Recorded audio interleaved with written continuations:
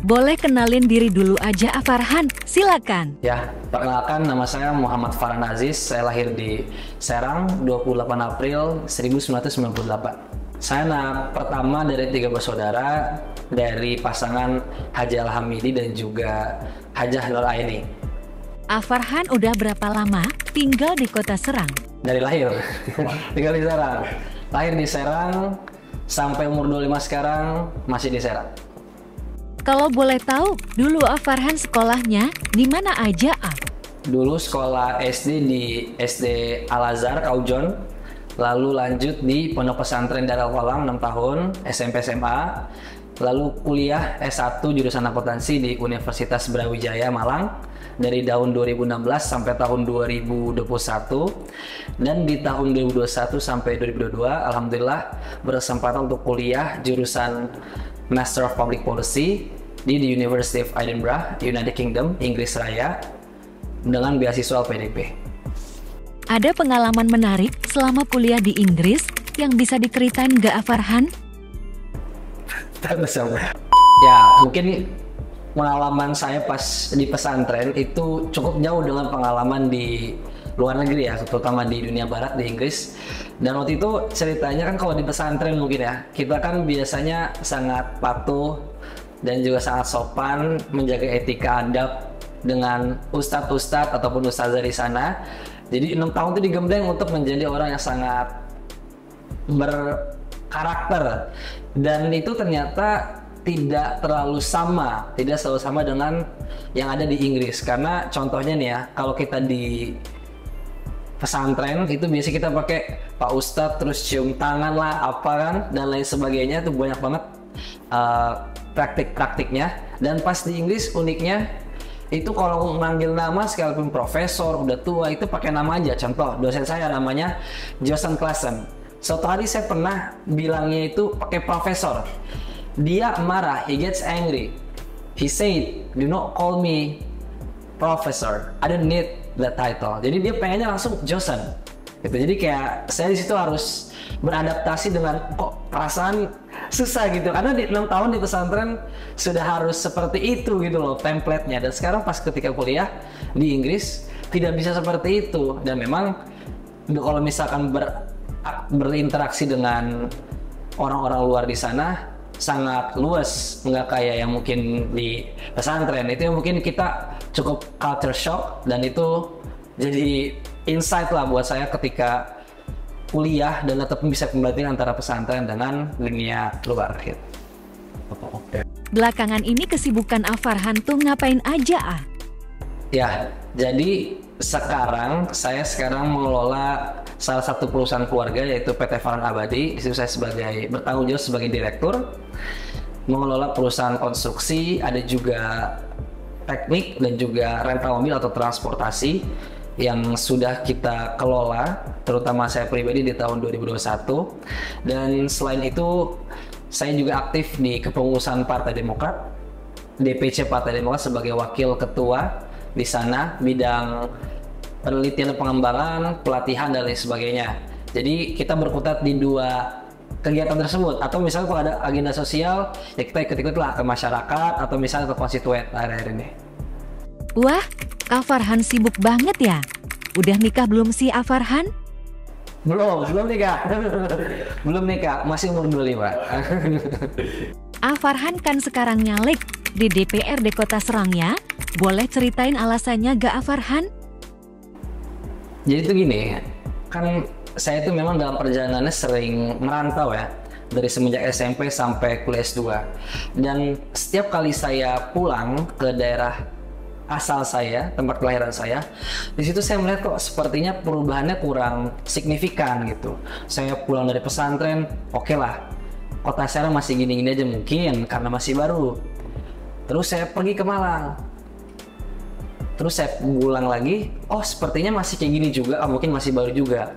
Dan bahkan setelah saya pulang dari Inggris, itu kok sepertinya kota Serang belum mengalami perubahan signifikan dari segi infrastruktur, ekonomi, sosial, politik, dan juga kualitas SDM. Nah di situ kan karena saya terekspos dengan kemajuan kota-kota lainnya seperti Malang, Surabaya, Jakarta, Singapura, London, Edinburgh. Di situ saya punya rasa kegelisahan dan keresahan. Sepertinya kita akan tertinggal jauh kalau misalkan kita tidak turut berkontribusi. Dan memang pas saya kuliah S2 di jurusan kebijakan publik, itu banyak kaitannya dengan politik. Nah, makanya ketika ada momen tahun 2024 pemilu, saya merasa saya perlu juga berpartisipasi untuk pembangunan Kota Serang, terutama itu untuk anak-anak muda. Karena itu ngomongin soal bonus demografi, itu ngomongin generasi kita untuk generasi masa depan.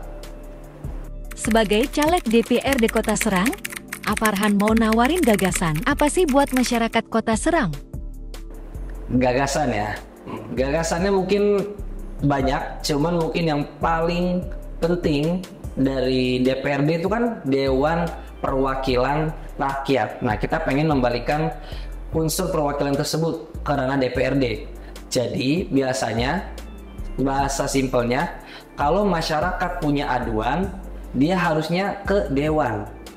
Tapi mungkin sekarang ketika sudah terpilih, masyarakat cukup sulit kalau punya aduan untuk menyampaikannya kepada dewan. Kalau saluran ini nggak bisa berjalan baik, gimana caranya dewan ini tahu dan juga menyampaikan kepada eksekutif, ke dinas-dinas, ke wali kota. Nah, makanya kita akan menggunakan teknologi.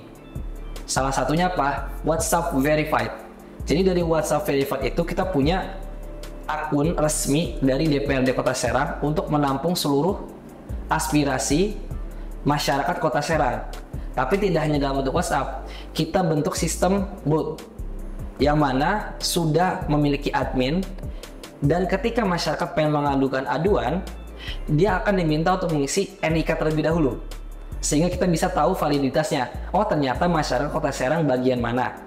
Nah, setelah itu dia suruh milih kolom apa aduannya. Contoh, pendidikan kah, sosial kah, infrastruktur kah, ekonomi, dan lain sebagainya.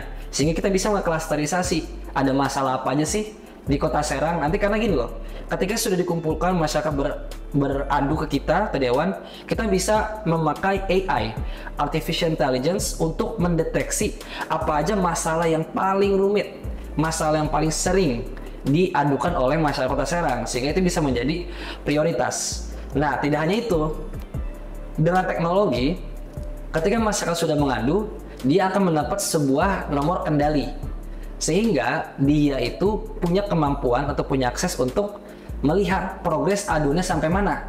Kalau misalnya dikerjakan sampai mana, kalaupun tidak bisa, apa alasannya, sehingga ada transparansi. Karena gini loh, permasalahan kita hari ini tuh biasanya ketika masyarakat ngaduin sesuatu, wandul, bahasa kalau orang Serang wandul, ke dewan ya, biasanya cuma ditampung, tapi tidak ada follow up. Itu kan kasihan.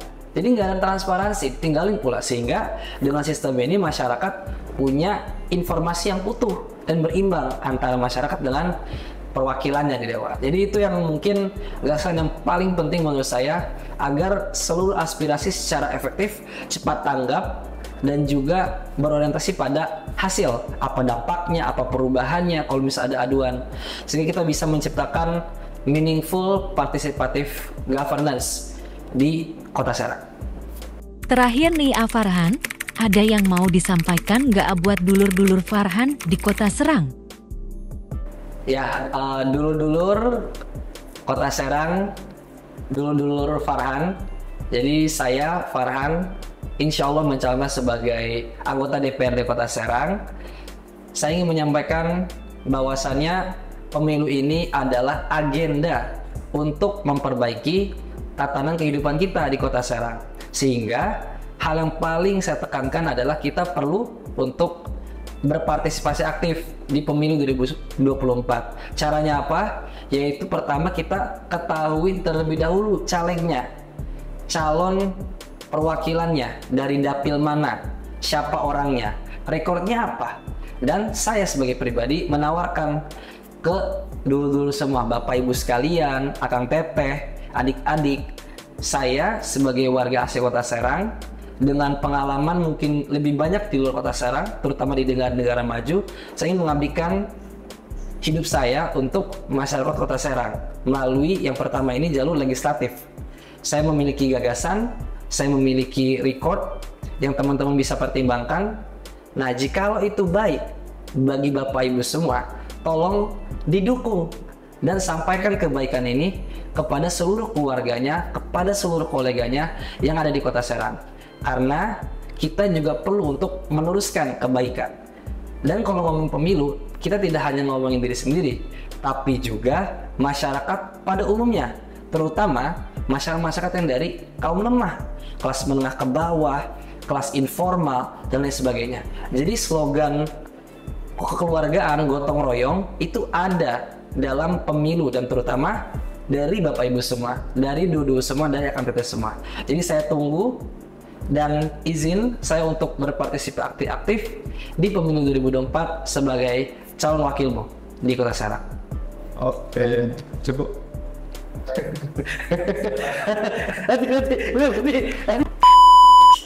Gimana? Oh ya. Katanya ada slogan buat dulur Farhan. Gimana tuh slogannya? Ya, jadi kita punya komunitas tim-tim relawan namanya Dufan. Nah, Dufan ini